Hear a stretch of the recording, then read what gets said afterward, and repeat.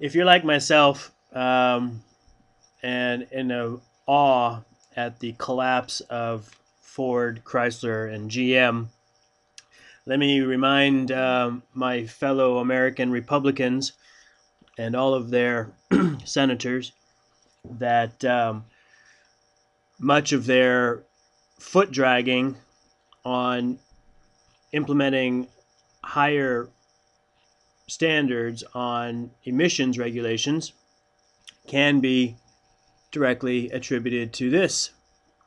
Or rather, if you need someone to point the finger at, don't point your finger at this guy. He was only the messenger, and the message was pretty clear. Example of the wrong way to balance the economy and the environment. One part of this issue involves automobiles. Japan has mileage standards up here.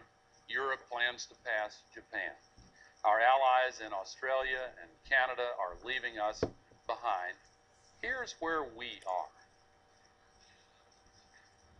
Now there's a reason for it. They say that we can't protect the environment too much without threatening the economy and threatening the automakers, because automakers in China might come in and just steal all our markets. Well, here is where China's auto mileage standards are now.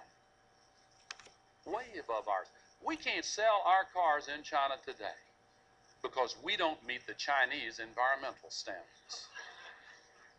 California has taken an initiative to have higher mileage cars sold in California.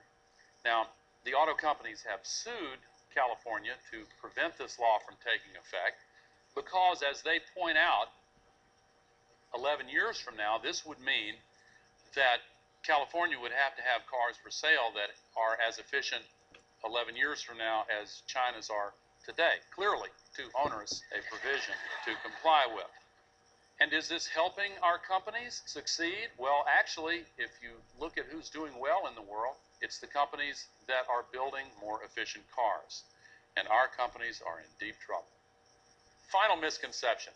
If we accept that this problem is real, maybe it's just too big to do anything about. And you know, there are a lot of people who go straight from denial to despair without pausing on the intermediate step of actually doing something about them.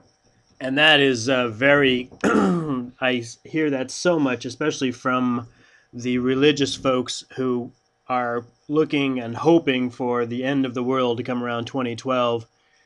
I hear it so much out of the United States. Oh, we don't have to worry about it. The world's going to end on 2012 anyway. Hello, people. The world only ends when you die. So, stop dragging your feet and stop blaming somebody else for the problems. The United States created the problems. GM created its problems. Ford created its problems. It's time to grow up, accept responsibility, and find a fix. Thank you.